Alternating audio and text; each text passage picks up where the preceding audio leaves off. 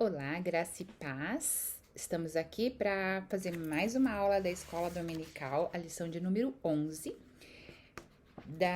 desse tema, Raízes da Nossa Fé, dessa lição da Escola Dominical.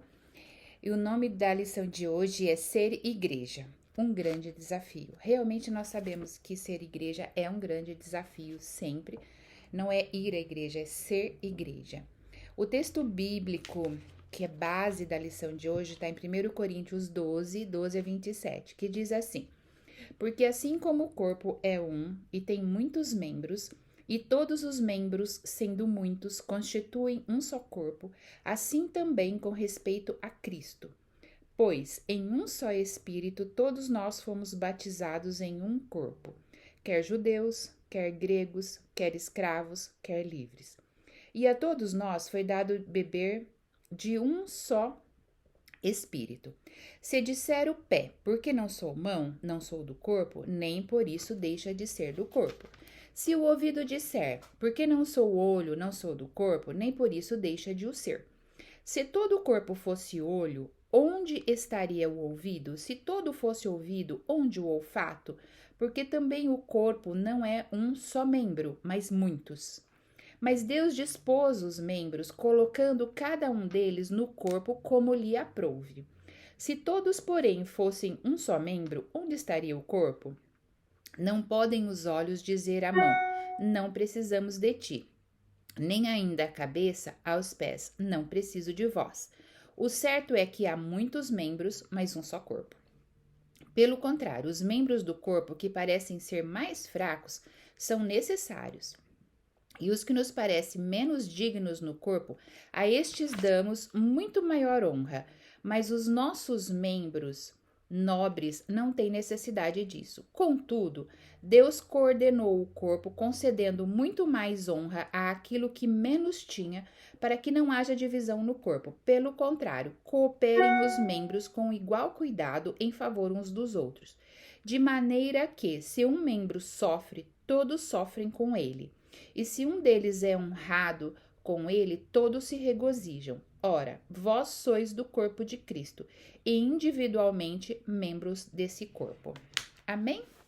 Esse é um texto muito interessante e muito bom da palavra de Deus. Eu gosto muito dessa ideia que o apóstolo Paulo coloca para explicar para nós o que é igreja. Então, primeiramente, a gente tem que entender que o apóstolo Paulo, ele fala da igreja como o corpo, ele coloca a gente como corpo. Então, assim, o corpo tem muitos membros e a gente sabe disso. A gente tem mão, a gente tem pé, a gente tem braço, a gente tem ouvido, a gente tem olho, a gente tem boca, tem coração, tem pulmão, tudo, tem pé, né? Tem perna. E tudo em nós é muito importante. Você já por um acaso fez um quebra-cabeça e você tá montando aquela dificuldade? Em casa tinha um que tinha 1000 peças. E quando nós terminamos, toda a família chegava de vez em quando, durante o dia, um passava, tinha um tempinho na hora do almoço, ficava em cima de uma mesa na sala e todo mundo ia lá e colocava uma pecinha, 2 pecinhas e ia achando até a gente conseguir terminar o quebra-cabeça. Mas quando nós terminamos, faltava uma peça. Nós ficamos muito frustrados porque nós não conseguimos encontrar essa peça. E a ideia da gente, porque era de 1000 peças, era fazer um quadro com aquilo, mas ficou faltando uma peça. Uma peça só faz muita importância no corpo de Cristo também. Então, se você é um membro do corpo e se você acha que você não é importante, é mentira. Porque faltando uma peça não fica completo. O corpo só é completo com todos os membros e todos os membros precisam fazer a sua função. Né? Para que tudo fique certo, a cada membro tem que fazer a sua parte. E essa é a ideia que o apóstolo Paulo coloca para nós como igreja. Então, a igreja, para o apóstolo Paulo, em 1 Coríntios 12, ele explica, então, como um corpo. A igreja, então, ela é um corpo e possui muitos membros. 1 Coríntios 12, 12, que é o primeiro que a gente diz aqui, que a gente começou a ler.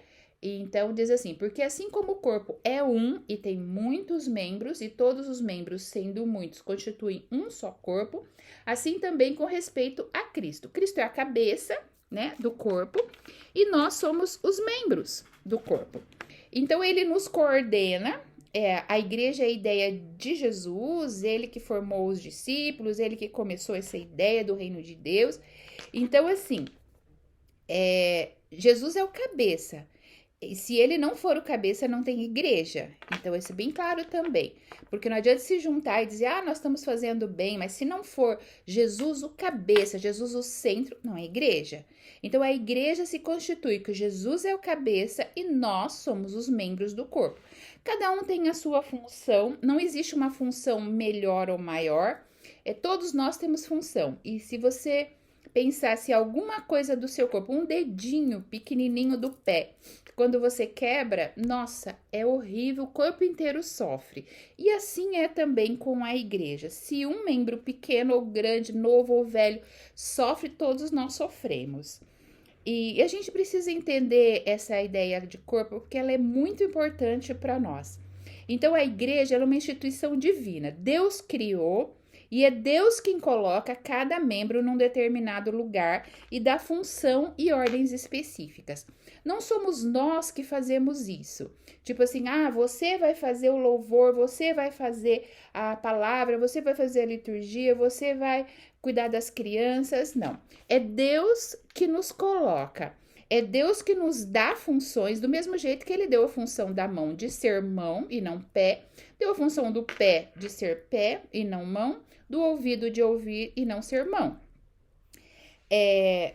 Deus coloca a gente em determinado lugar e dá funções e ordens específicas. E eu quero dizer algumas coisas com relação a isso. Primeiro, nesse corpo, todos os membros têm importância. Eu já disse a respeito do quebra-cabeça. Às vezes tem membros que se acham mais importantes do que o outro. Isso não existe.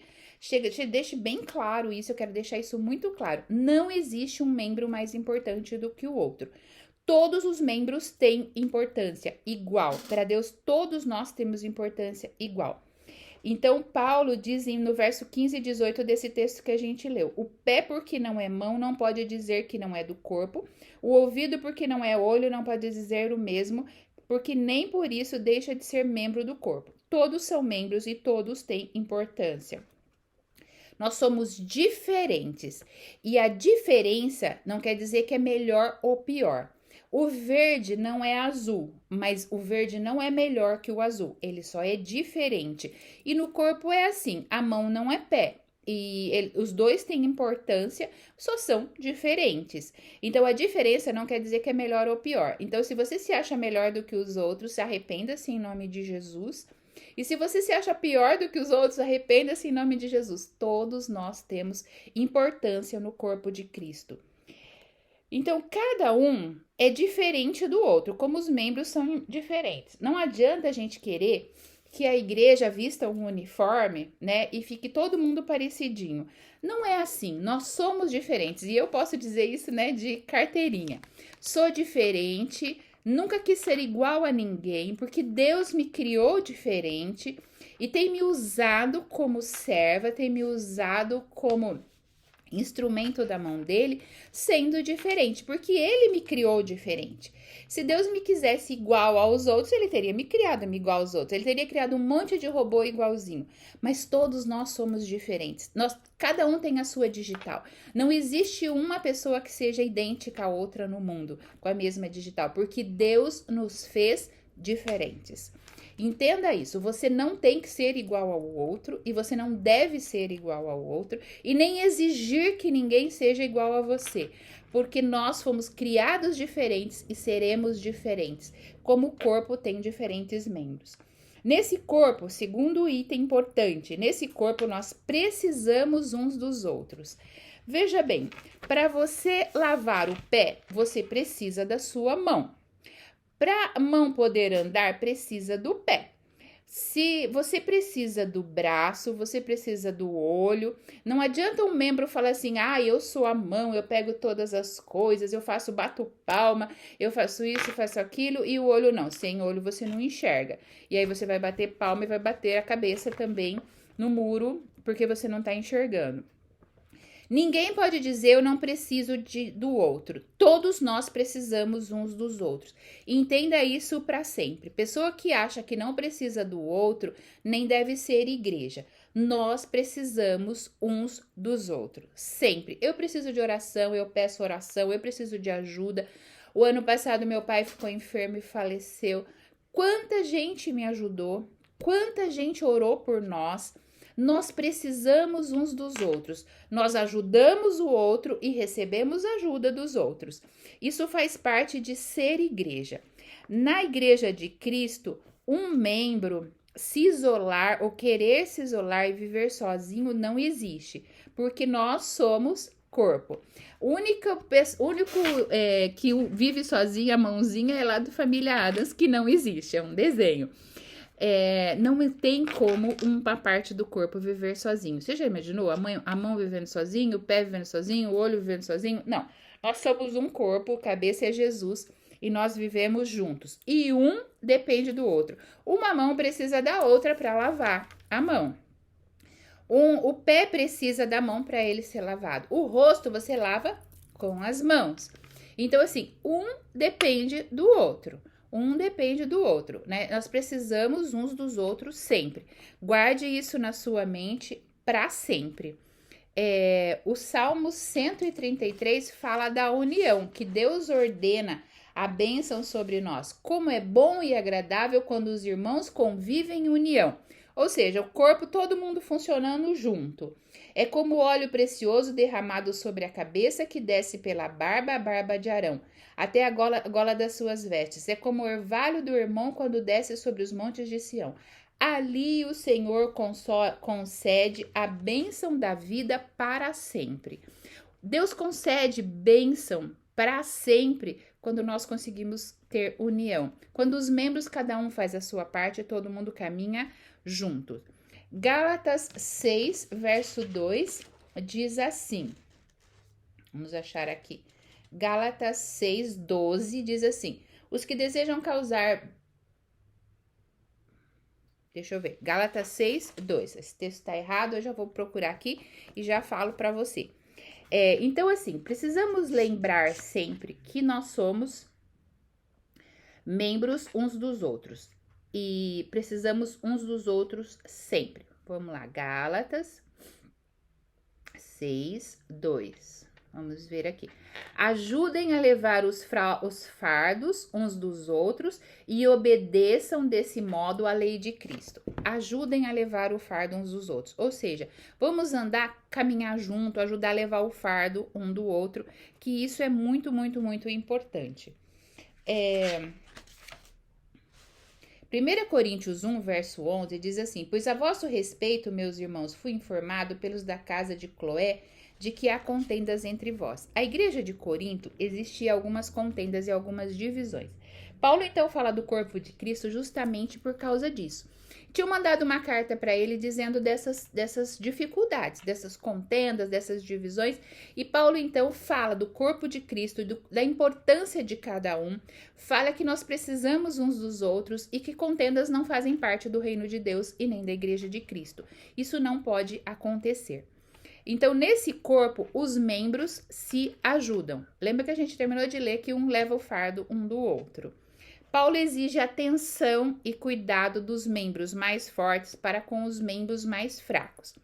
Então, assim, não existe a diferença de se você é melhor ou pior, mas a gente sabe que existem membros na igreja que têm mais experiência, que estão mais fortes na fé, que cresceram um pouco mais do que eu, do que você, que podem nos ajudar em momentos de dificuldade e de dor. Então, Paulo está dizendo assim, os membros devem se ajudar. Além de saber que precisamos uns dos outros, é necessário que a gente ajude o outro. É necessário que a gente ajude o outro e que cuide do outro. O verso 25 diz assim: a fim de que não haja divisão no corpo, mas sim que todos os membros tenham igual cuidado uns pelos outros. Ou seja, cuide um do outro. Quando o membro sofre, 12:26, todos os outros sofrem com ele. Quando um membro é honrado, todos os outros se alegram com ele. Desculpa. Vamos lá, não estou com Covid, é alergia mesmo. Ai, ai. Veja bem, eu já citei lá no começo, se você quebra o dedinho do pé ou se machuca, dá uma topada, o seu corpo todo sofre. A gente fica com dor e o corpo inteiro sofre por causa do dedinho do pé. Então, a gente tem que entender isso como igreja também. Nós temos muito aqui na igreja pedidos de oração nos grupos que nós temos no WhatsApp. E eu sinto muito como as pessoas sentem as dores uns dos outros. E eu fico muito feliz com isso. É assim mesmo que tem que ser. E nós paramos aquilo que nós estamos fazendo para orar e também para louvar quando essa pessoa fica bem. Quando faz uma cirurgia, sempre os membros da nossa igreja ficam sabendo para que a gente possa orar. Toda a igreja precisa orar uns pelos outros, ajudar uns os outros, né? Se tem necessidade de alimento, se tem a necessidade de comida, de roupa, de móveis, a gente tá sempre socorrendo. Por quê? Porque é muito importante que nós cuidemos uns dos outros. E não é só coisas materiais. Um precisa de oração, tá triste, angustiado, precisa do nosso apoio, do nosso cuidado. Nós precisamos estar prontos a cuidar uns dos outros. Então, Paulo diz assim, a gente precisa cuidar um dos outros, principalmente dos da família da fé. Gálatas 6, 9 e 10 diz assim, e não nos cansemos de fazer o bem, pois no tempo próprio colheremos, se não desanimarmos. Portanto, enquanto temos oportunidade, façamos bem a todos, especialmente aos da família da fé. Então, assim, eu vejo algumas pessoas falando assim, as pessoas não têm amor, porque sei lá quem tá precisando disso ou daquilo. Ok, se precisa, pode falar que a gente está sempre pronto para tentar, de alguma maneira, ajudar. Mas principalmente os da famílias da fé. Você sabe que se tem alguém na igreja que você frequenta, se você não é metodista daqui de Ibiporã que está assistindo esse vídeo, sabe se tem alguém na sua igreja que está precisando de ajuda, que está precisando de oração, que está precisando de um alimento, que está precisando de um material escolar, por exemplo, agora, né, no começo do ano? Você sabe das dificuldades de um e de outro? Se você não sabe, procure saber. Procura se inteirar das coisas, porque é necessário que a gente faça isso, que a gente procure saber para que a gente possa orar, para que a gente possa ajudar, para a gente colocar o nosso serviço ativo na presença de Deus. Então, Gálatas 6, 9 e 10 diz, não nos cansemos de fazer o bem, e no próprio tempo nós vamos colher. Aí vem a ideia de plantio e colheita, né? Se você planta coisas boas, você vai receber coisas boas. Se você planta coisas ruins, você vai receber. Isso não é castigo de Deus, é plantio e colheita. Quando eu fiz o Casados para Sempre, quando fala sobre isso, eu sempre tenho isso na minha mente. Lá diz que um dos textos bíblicos que a gente lê, é que a gente tem um burnout, né? Um saquinho de semente do lado esquerdo e um do lado direito. Um de sementes boas, outro de sementes ruins. Você vai caminhando e durante o seu dia aí vai jogando essas sementes. E o que você está jogando mais? Se for sementes, mas você vai colher isso. Quem planta tomate, colhe tomate. Não adianta você plantar tomate e ficar orando para dar alface, porque não vai dar. Então, tem gente que planta maldade, planta palavras ruins, planta xingamento dentro da sua casa, não planta a palavra de Deus, planta só coisas ruins e depois quer orar e dizer assim, ai Deus, né, que os meus filhos gostem da palavra de Deus, mas eles nunca viram a palavra de Deus. Nunca viram você ler a palavra de Deus. Você nunca orou com seus filhos. Então, como é que você quer filhos que temam ao Senhor se você não faz isso dentro da sua casa? Quem planta, colhe. E depois não venha dizer que Deus está te castigando, porque Deus não castiga. Só que se você plantar, você vai colher. Se você plantar a palavra de Deus, você vai colher a palavra de Deus. Se você plantar amor, você vai colher amor. Se você plantar ódio, você vai colher ódio. Não tem muito como ser diferente, ok? Eu não conheço nenhum agricultor na nossa região, nem a nossa região é de agricultura, que planta soja e já ajoelha na beira da soja e fala, ai, Senhor, eu quero colher milho. Ele sabe que ele plantou soja e ele vai colher soja. E na vida cristã não é diferente. Você plantou, você vai colher. E as pessoas dizem, mas é tão difícil levar o meu filho à tarde para a escola dominical de manhã, ou porque eu tenho almoço, que eu tenho isso, eu tenho aquilo, eu não posso levar para o discipulado, eu não posso isso. Bom, depois não venha reclamar na adolescência que seu filho não lê a Bíblia, porque ele não sabe nada da Bíblia. Então a gente precisa entender, a gente precisa apresentar o Deus da gente para os nossos filhos. A gente precisa caminhar e ensinar a fé aos nossos filhos. A gente precisa ensinar o amor de Deus para os nossos filhos. E isso é tarefa nossa. Não é tarefa da igreja, é tarefa nossa. A igreja complementa isso, mas essa tarefa é nossa. A mesma coisa da escola. As pessoas levam as crianças para a escola e quer que a escola eduque. Educação é ordem para os pais.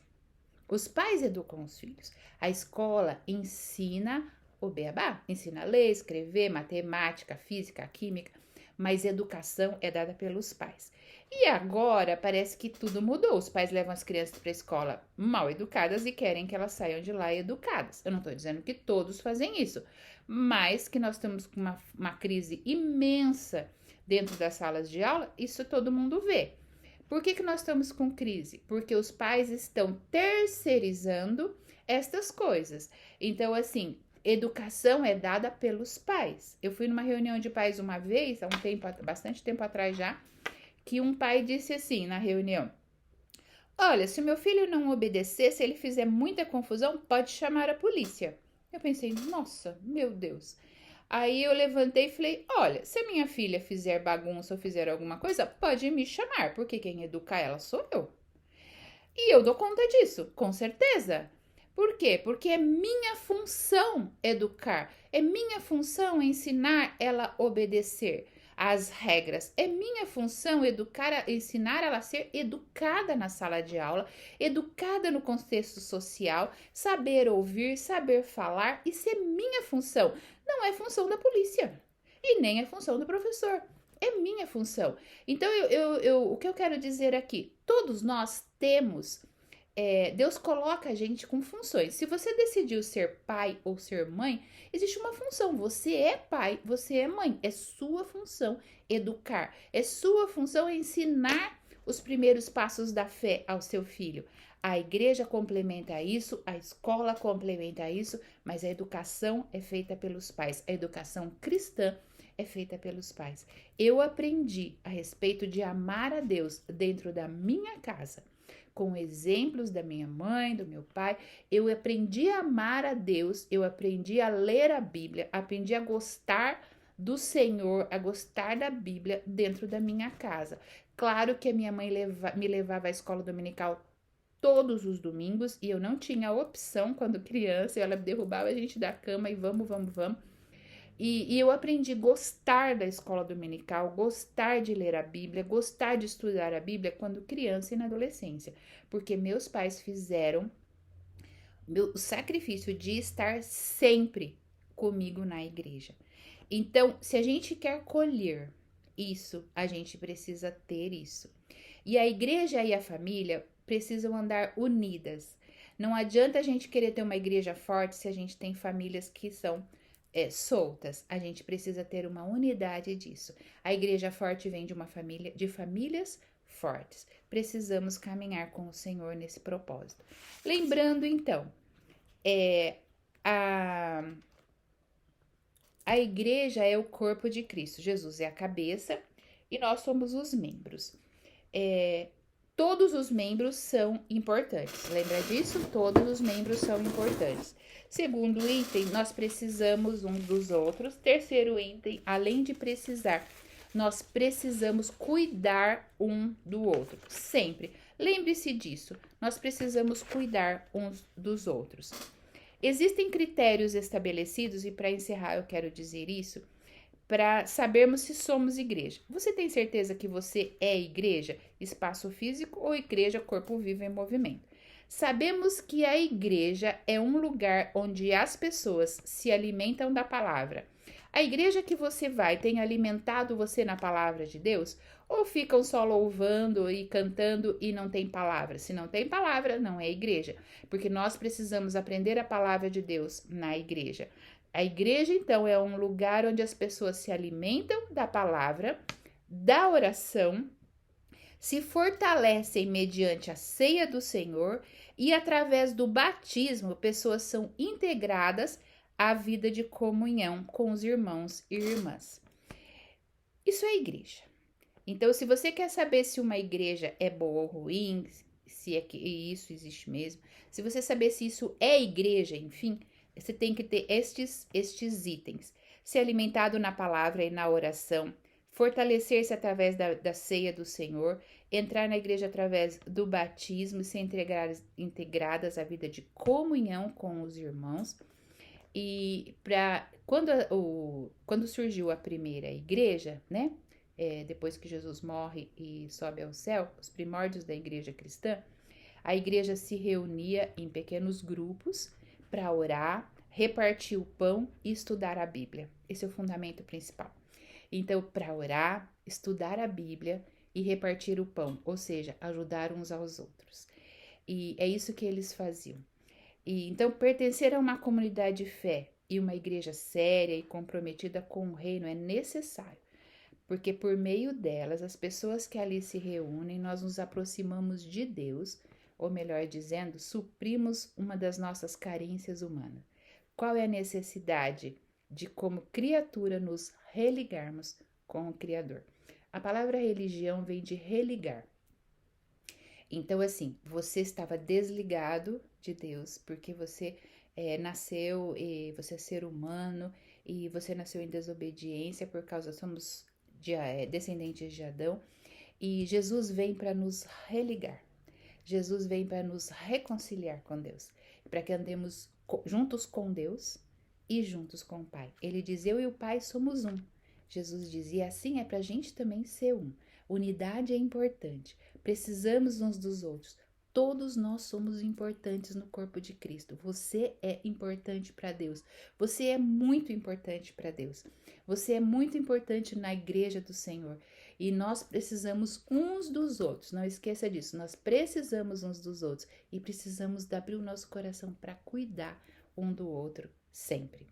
Então, eu quero terminar esse tempo orando com você e pedindo ao Senhor que cada dia mais nós sejamos igreja de verdade, como corpo de Cristo, e não apenas como quatro paredes. Não temos apenas nome de igreja, mas somos corpo de Cristo. Ser igreja, um grande desafio é o nosso tema. Realmente é um grande desafio, porque somos diferentes. É difícil viver em unidade com pessoas diferentes, mas isso acontece porque Deus criou e porque através do Espírito Santo ele nos liga um ao outro, ele nos faz família e ele nos faz irmãos e nos faz reconhecer o valor do outro e também nos ajuda a mostrar para nós as necessidades dos outros para que possamos ajudá-los. A Igreja de Cristo é uma comunidade de homens e mulheres fiéis ao seu Senhor. É um organismo vivo que, pelo mover do Espírito Santo, é transformado em uma comunidade de missão e serviço. Por meio dela, a multiforme sabedoria de Deus se torna conhecida. Efésios 3:10. Amém. Que o Senhor nos abençoe nessa missão de sermos corpos de Cristo, de aceitarmos as diferenças e vivermos juntos e nos ajudar um ao outro. Amém? Senhor Jesus, nós sabemos das nossas falhas com relação a ser corpo de Cristo. Sabemos das dificuldades, dos preconceitos, de como igreja precisamos ser abertos a servir. Desconstrói mesmo essas ideias, ó Pai, vai nos construindo no verdadeiro amor que o Senhor tem por nós. Que possamos ser corpo de Cristo. Que possamos saber que todos nós somos importantes para Ti. Que possamos saber que precisamos uns dos outros. E também, Senhor, que precisamos ajudar um ao outro. Muito obrigada pelo seu amor, pelo seu cuidado e pela sua misericórdia conosco. Em nome de Jesus. Amém e amém. Muito obrigada pela sua atenção e que o Senhor te abençoe muito para que você seja realmente corpo de Cristo, que você seja um membro ativo no corpo de Cristo. Louvado seja o seu nome, Senhor. Amém.